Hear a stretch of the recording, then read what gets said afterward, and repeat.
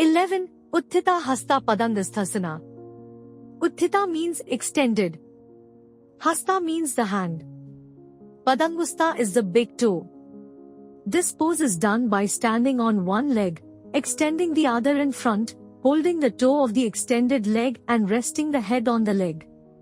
Technique. 1. Stand in Tadasana. 2. Exhale. Raise the right leg by bending the knee and hold the big toe of the right foot between the thumb and the fore and middle fingers of the right hand. 3. Rest the left hand on the left hip and balance. Take 2 breaths.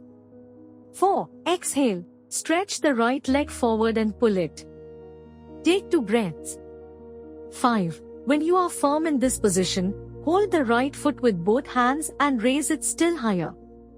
Take 2 breaths. 6. Now, with an exhalation, rest the head, then the nose and lastly the chin beyond the right knee. Stay in this position and take a few deep breaths.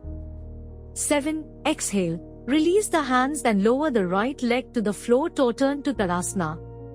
8. Repeat the pose on the other side, keeping the right leg on the floor and raising the left leg.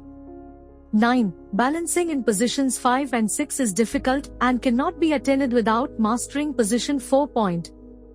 Effects. This asana makes the leg muscles powerful and the balance gives one's readiness. 12. Parasvartanasana. Parasva means side or flank. Uttana, ut is equal to intense, and tan is equal to extend, stretch, lengthen, means an intense stretch. The name implies a pose in which the side of the chest is stretched intensely. Technique. 1. Stand in Tadasana. Inhale deeply and stretch the body forward. 2. Join the palms behind the back and draw the shoulders and elbows back. 3. Exhale. Turn the wrists and bring both palms up above the middle of the back of the chest, the fingers at the level of the shoulder blades. You are doing Namaste, the Indian gesture of respect, by folding the hands, with your hands behind your back. 4. Inhale and with a jump spread the legs apart sideways 3 to 3.5 feet. Stay in this position and exhale. 5. Inhale and turn the trunk to the right. Turn the right foot 90 degrees sideways to the right, keeping the toes and heel in a line with the trunk. Turn the left foot with the leg 75 to 80 degrees to the right and keep the left foot stretched out and the leg tightened at knee. Throw the head back. 6. Exhale. Bend the trunk forward and rest the head on the right knee. Stretch the back and gradually extend the neck until the nose, tender lips and lastly the chin touch, and then rest beyond the right knee. Tighten both the legs by pulling the kneecaps up. 7. Stay in the pose from 20 seconds to half a minute with normal breathing. Then slowly move the head and trunk towards the left knee by swinging the trunk round the hips. At the same time, turn the left foot 90 degrees towards the left and the right foot 75 to 80 degrees to the left. Now raise the trunk and head as far back as you can, without bending the right leg. This movement should be done with one inhalation. 8. Exhale. Bend the trunk forward. Rest the head on the left knee and gradually extend the chin beyond the left knee by stretching the neck as in position 6.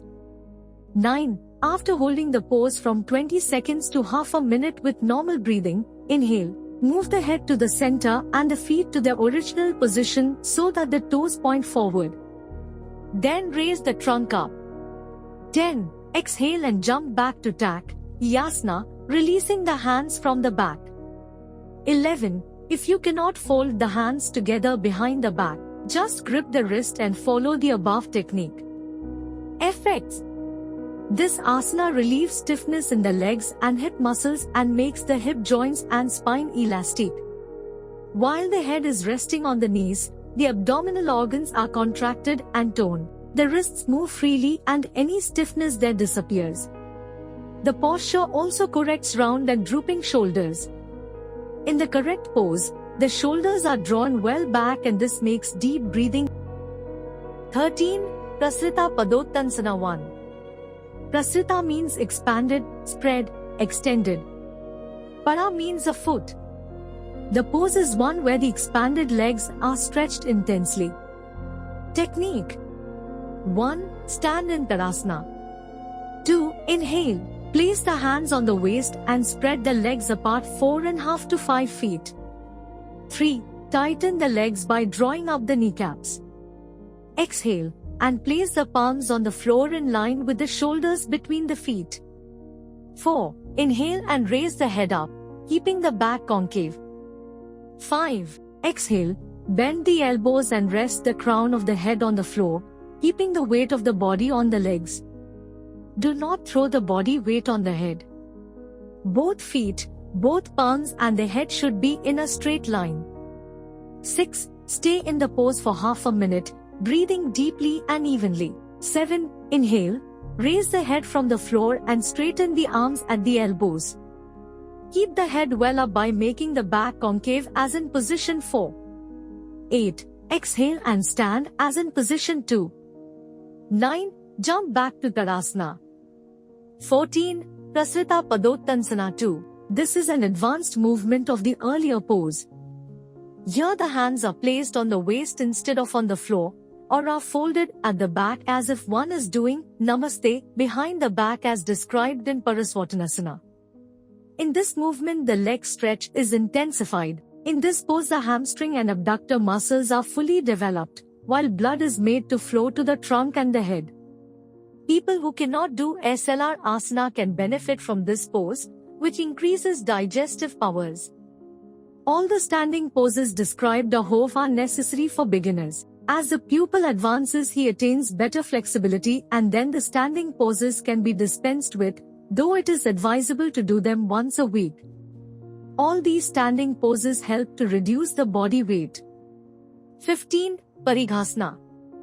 Parigha means a beam or bar used for shutting a gate. In this posture, the body resembles a cross beam used for locking a gate, hence the name of the pose. Technique 1. Kneel on the floor with the ankles together. 2. Stretch the right leg sideways to the right and keep it in line with the trunk and the left knee. Turn the right foot sideways to the right, keeping the right leg stiff at the knee. 3. Extend the arms sideways with an inhalation. Take 2 breaths. 4. Exhale, move the trunk and right arm down towards the extended right leg. Rest the right forearm and wrist on the right shin and ankle respectively, the right palm facing up. The right ear will then rest on the right upper arm. Move the left arm over the head and touch the right palm with the left. The left ear will then touch the left upper arm. 5 points. Stay in this position from 30 to 60 seconds, breathing normally. 6. Inhale, move the trunk and arms back to position 3. Bend the right leg and kneel on the floor, keeping the ankles together again. 7 point. Repeat the pose on the other side, substituting right for left and vice versa. Stay in the pose on both the sides for the same time. In this posture the pelvic region is stretched. One side of the abdomen is extended while the other side is laterally flexed. This keeps the abdominal muscles and organs in condition and the skin round the abdomen will not sag but remain healthy. The sideways spinal movement will help persons suffering from